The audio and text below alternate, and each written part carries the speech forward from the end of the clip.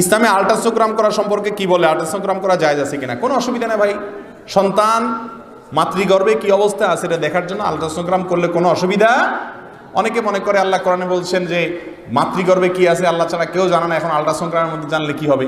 আরে ভাই, আল্ট্রাসোগ্রাম তো নির্দিষ্ট 3-4 মাস 5 মাস পরে যা করলে জানা যায়। জন্মের আগে বা সাথে সাথে পৃথিবীর কোন আল্ট্রাসোগ্রাম জন্মের আগে থেকে বলতে পারে না যে কোনটা ছেলে হবে বা মেয়ে হবে। অতএব আল্ট্রাসোগ্রাম করলে কোনো অসুবিধার কিছু নেই।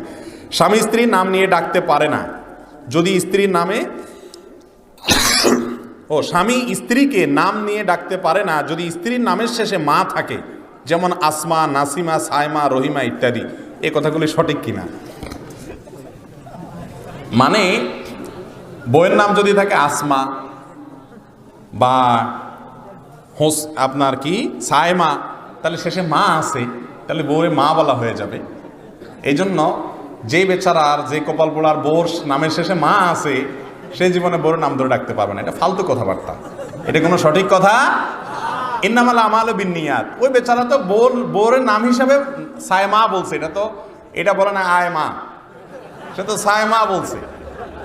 আয় মা যদি বলতো নাউজুবিল্লাহ, তাহলে আয় মা দুইটা মিলে আয় মা, বউরে মা ডাকতো, সেটা আরেক বেজাল হইতো।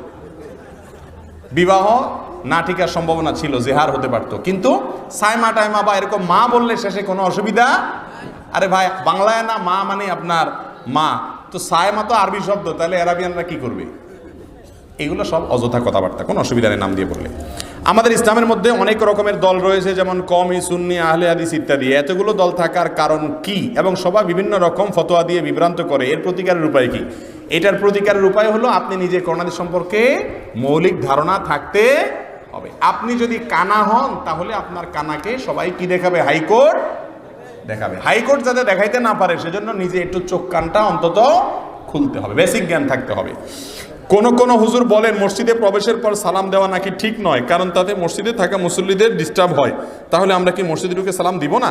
বহু হাদিসে রাসূল আকরাম সাল্লাল্লাহু আলাইহি ওয়াসাল্লাম বা সাহাবা ইকরাম মসজিদে ঢুকে সালাম দেওয়ার কথা বর্ণিত আছে। এটা হলো তখন যদি আসলেই কারো ডিস্টার্ব না হয়। সব মুসল্লিরা সুন্নত পড়তেছেন, নামাজ পড়তেছেন, আমি ঢুকতে বেশি জোরে আসসালামু আলাইকুম বলেন, অবশ্যই ডিস্টার্ব হবে। এরকম অবস্থাতে জোরে সালাম দেওয়া উচিত না। পরিবেশ বুঝে যেখানে সালামের জবাব দিতে পারবে না সেখানে দিবেন। কবরের পাশ দিয়ে খাওয়ার সময়, যাওয়ার সময় আমরা কিভাবে সালাম দেব? কবরের পাশ দিয়ে যাওয়ার সময় বিশেষ কোনো পদ্ধতি নেই। কবরের যে দোয়া আছে, জিয়ারতের দোয়া, সালামুন আলাইকুম দারা কওমিল মুমিনিন ওয়া ইন্না ইনশাআল্লাহু ওয়া লাহিকুন, যে সমস্ত হাদিস দোয়া আছে কবর জিয়ারতের, এগুলো যাওয়ার সময় পাশ দিয়া পড়ে চলে যাবেন। ইমাম সাহেব জর্দা ও সিগারেট খাওয়াকে মাকরু মনে করেন এবং নিজে জর্দা দিয়ে পান খান, এরকম ইমাম বিষয়ে নামাজ পড়লে নামাজ হবে কিনা? নামাজ হয়ে যাবে, কিন্তু ইমাম সাহেবের জানা উচিত জর্দা স্বাস্থ্যের জন্য ক্ষতিকর। তামাক এটা ভয়াবহ রকমের একটা জিনিস, এটা নেশা, মাদক। এই জন্য এটা কোনো ইমাম বা মুসল্লি কারোর জন্য খাওয়া জায়েজ নাই, এটা উচিত না। বিসমিল্লাহির রহমানির রহিম কি সূরা ফাতিহার অংশ? বিসমিল্লাহির রহমানির রহিম সূরা ফাতিহার অংশ কিনা এটা নিয়ে ইখতিলাফ আছে। ইমাম আবু রহমতুল্লাহর মতে এটা কোরআনের অংশ না, ইমাম শাফিঈ রহমতুল্লাহর মতে কোরআনের অংশ। আমাদের কাছে বিশুদ্ধতর মত হলো এটাই যে সূরা ফাতিহার অংশ বিসমিল্লাহির রহমানির রহিম না। তবে বিসমিল্লাহির রহমানির রহিম এটা কোরআনের আয়াত, কারণ সূরা নামলে আল্লাহ বলেছেন ইন্নাহু মিন সুলাইমান ওয়া ইন্নাহু বিসমিল্লাহির রহমানির রহিম। কলেজ বিশ্ববিদ্যালয়ে পড়ুয়া ছাত্রীদের তথ্য আদান প্রদানের মাধ্যম হিসেবে নিজস্ব চ্যাটিং গ্রুপ এবং ফেসবুক গ্রুপ ইত্যাদি থাকে। যেহেতু সেখানে সকল ধর্মাবলম্বী ছাত্রছাত্রী থাকে, সেহেতু গ্রুপ রুলসে ইসলামিক কিছু শেয়ার করা থেকে বিরত থাকতে বলা হয়। এই গ্রুপে ইসলামিক আলোচনা শেয়ার করা যাবে না ইত্যাদি। বুঝতে পেরেছি ভাই। অন্যান্য ধর্মের মানুষ যদি থাকে, তাদেরকে যদি ইসলামিক কিছু শেয়ার করেন, তারা যদি বিরক্ত হয়, তাহলে সেখানে শেয়ার না করাই উচিত। জোর করে ইসলাম কাউকে দেওয়া যায় না। আমি একটা ওষুধ কোম্পানিতে চাকরি করি। দেশের প্রথা অনুসারে আমার সহ সকল কোম্পানিগুলো মার্কেটে বিক্রি বাড়ানোর জন্য ডাক্তারদেরকে মাসিক অর্থ প্রদান করা হয়। আমার প্রশ্ন, এই কার্যক্রম ইসলাম সমর্থন করে কিনা? সম্পূর্ণ হারাম, জায়েজ নাই। ডাক্তারদেরকে কোনো উৎকোচ বা ঘুষ দেওয়া জায়েজ নাই। এর মাধ্যমে আপনার যে সমস্ত লোকেরা রোগী, তাদের অধিকার নষ্ট হয়। বর্তমান যুগে প্রচলিত কেবল টিভি নেটওয়ার্কের ডিশ অ্যান্টেনা ব্যবসা করা জায়েজ আছে কিনা? জায়েজ নাই, কারণ এটা সতের চাইতে অসৎ ব্যবহার বেশি হয়। ইমাম যদি নাবিতে হাত বেঁধে আর মুক্তাদি বুকে হাত বাঁধে, নামাজ হবে কিনা? নামাজ হবে, কোনো অসুবিধা নেই। মানুষ মরার পর যে কোরআন খতম দেওয়া হয়, এটা ঠিক কিনা? না, মানুষ মরার পরে কোরআন খতম দেওয়ার কোনো সিস্টেম ইসলামে নাই। নিজের মা বাবার জন্য নিজে দোয়া করবেন। কোরআন খতম করলে মৃত ব্যক্তির তরফ থেকে সেটা জায়েজ আছে কিনা, এটা নিয়ে ইখতিলাফ আছে। যদি করাও যায়, যাদের মতো জায়েজ আছে তাদের মতো নিজ নিজ ওয়ারিসেরটা নিজ নিজ করবেন। টাকা দিয়ে খতম পড়ানো জায়েজ নাই। আমি একটা ব্যবসা করতে গিয়ে আমার কিছু টাকা প্রয়োজন, কিন্তু কারোর কাছে হাওলাত চাইলে পাওয়া যায় না, তার জন্য যদি আমি এনজিও থেকে সুদের টাকা নিই আমার হারাম হবে কিনা? অবশ্যই হারাম হবে, কারণ আপনার জন্য যদি আপনি এটা ছাড়া বাঁচতে পারেন, অন্য বিকল্প বহুত থাকে, বাঁচার জন্য এগুলোর দরকার হয় না, ব্যবসার জন্য করতে হয়।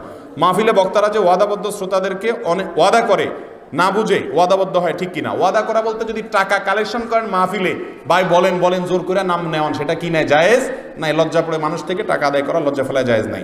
মাগরিবের নামাজের পর 6 রাকাত নামাজ পড়লে কি 12 বছর নফল নামাজের সওয়াব হবে? মাগরিবের পরে 6 রাকাত নামাজকে আউবের নামাজ বলে আমাদের আলেমরা। এটা সম্পর্কে একটা হাদিস আছে, কিন্তু হাদিসে সনাতী মুহাদ্দিসিন ইকরাম বেশিরভাগই জয়ীফ বলেছেন, দুর্বল সূত্রে বর্ণিত বলেছেন, তবে হাদিসে আছে। স্ত্রীর জন্য শ্বশুর শাশুড়ির খেদমত করা কি? স্ত্রীর জন্য শ্বশুরের খেদমত করা এটা জরুরি কিছু না, তবে নৈতিক দায়িত্ব। স্বামী যেহেতু আমার ভালোর জন্য অনেক কষ্ট করতেছেন, অতএব স্বামীর বাবা মার হয়ে তার পক্ষ থেকে তাদের সেবা করার চেষ্টা করা উচিত। কিন্তু শ্বশুর শাশুড়ি মনে রাখা উচিত, স্ত্রী এটা কোনো কাজের মেয়ে না, ছেলের বউ এটা কোনো কাজের মেয়ে না। অনেক সময় ছেলেদের বিয়েই করা হলো কিসের জন্য? কাজের জন্য, এটা জায়েজ নেই। জেনা কাজ করে দুইজন ভুল বুঝতে পেরে তওবা করার পর কোনো সম্পর্ক ছাড়া হালাল সম্পর্কের জন্য অপেক্ষা করা যাবে কিনা? হালাল সম্পর্কের জন্য অপেক্ষা করা যেতে পারে, কিন্তু কথাবার্তা বললে যোগাযোগ রাখলে হারামের দিকে আবার চলে যেতে পারে, সেই জন্য না রাখা উচিত। অনেক মাহফিলে কিছু কিছু বক্তা শুধু হাসায়, এটা ইসলাম কি বলে, কতটুকু শরীয়ত সম্মত? মাহফিল এটা কোনো কৌতুকের মঞ্চ না ভাই, এটা কোরআন হাদিসের বলার জিনিস। ইসলাম অত্যন্ত সিরিয়াস বিষয়, ইসলাম কোনো খেলনা বা তামাশার বস্তু না। প্রিয় নবী সাল্লাল্লাহু আলাইহি ওয়াসাল্লাম যখন কোরআন হাদিসের কথা বলতেন, ইসলামের কথা বলতেন, অত্যন্ত সিরিয়াসনেসের সাথে বলতেন। যদি কখনো কথার মধ্যে কোনো হাসির কথা চলে আসে, ব্যক্তিত্ব নষ্ট না হয়, ইসলামের ওজন নষ্ট না হয়, তাহলে হালকা হাসলো, এটাতে অসুবিধা নাই। কিন্তু মাহফিলের আগাগোড়া আপনার হাসানো কান্দানো, কিচ্ছা কাহিনী বলে বলে রসিয়ে রসিয়ে বিনোদন করা, এটা কোনো ম্যাগাজিন অনুষ্ঠান না, এটা জায়েজ না, এটা উচিত না, দাওয়াতের পদ্ধতির খেলাফ। বিয়ের পরের রাত নাকি কাল রাত, স্বামী স্ত্রী একসাথে থাকতে পারে না এবং চেহারাও দেখতে পারে না। বিয়ের পরের রাতটা হলো লাল রাত। এখানে প্রশ্নকর্তা বলছেন কাল রাত, আমি বললাম কোন রাত? লাল রাত। লাল রাত মানে বুঝলেন? লাল রাত মানে হলো, লাল মানে তো হাসি খুশির ব্যাপার। বিয়ের রাত প্রথম মাত্র বোঝাপড়া হলো, তারপরের রাত ইনশাআল্লাহ মহব্বতের রাত। এখানে বলা হয়েছে যে দেখা সাক্ষাৎ করা যাবে না, ওই দিন আরো বেশি দেখা সাক্ষাৎ করতে হবে, বড় থেকে কোথাও যাওয়া যাবে না, তো সারাদিন বাসায় বসে থাকতে হবে ওই দিন। অতএব এটা কাল রাত না, এটা কি লাল রাত। এগুলো সব ভুয়া এবং ভিত্তিহীন কথাবার্তা, যারা বলে কাল রাত টাল রাত। অন্যের বউকে পালিয়ে নিয়ে বিয়ে করলে কি ইসলামে জায়েজ আছে কিনা? ভাই এটা তো আমরা আগেই বলেছি, বিয়ে এটা পালানোর জিনিস না। যদি কেউ পালাপালি করে বিয়েতে, তাহলে বুঝতে হবে ওটা চোর, ওটা ভালো মানুষ না। আর অন্যের বউকে নাউজুবিল্লাহ, তাহলে তো হারাম, সারা জীবন জেনা করবে, এটা জায়েজ নেই। রমজান মাসে স্ত্রী যদি সহবাস করতে চায়, রোজা অবস্থায় সহবাস করলে রোজা ভাঙবে কিনা? সহবাস করলে শুধু রোজা ভাঙবে না, ঈমানও ভাঙার, অর্থাৎ তাকওয়াও ভাঙার ব্যাপার আছে। হারাম রমজান মাসে রোজা অবস্থায় স্বামী স্ত্রী সম্পর্ক করা, শারীরিক সম্পর্ক করা কি নাই? জায়েজ নাই, কেউ চাইলেই হবে না। রোজা থাকা অবস্থায় মাস্টারবেশন করলে রোজা ভেঙে যাবে কিনা? হ্যাঁ, অবশ্যই হস্তমৈথুন করলে রোজা অবস্থায় রোজা ভেঙে যাবে। রোজা অবস্থায় স্বপ্নদোষ হলে রোজা ভাঙবে কিনা? না, স্বপ্নদোষ হলে রোজা ভাঙবে না। আমরা অনেক সময় স্নো ব্যবহার করি, কিন্তু জানি না সেটা পবিত্র না অপবিত্র। যদি সেটা অপবিত্র হয়, সন্দেহ হলে পবিত্র করার বিধান কি? স্নো আবার অপবিত্র হতে যাবে কেন? যদি সেখানে অপবিত্র হারাম কোনো কিছু, নাপাক কিছু আছে বলে মনে হয়, তাহলে ওটা পবিত্র করার কোনো সিস্টেম নাই, ওটা ব্যবহার করা যাবে না। শুকরের কোনো কিছু আছে যদি জানেন, তাহলে ব্যবহার করবেন না, আর না হলে স্বাভাবিক অবস্থায় ব্যবহার করতে কোনো অসুবিধা নাই। আল্লাহ রাব্বুল আলামিন আমাদের সকলকে কোরআন এবং হাদিস অনুযায়ী আমাদের জীবনকে গড়ার তৌফিক দান করুন। জাযাকুমুল্লাহু খাইরান।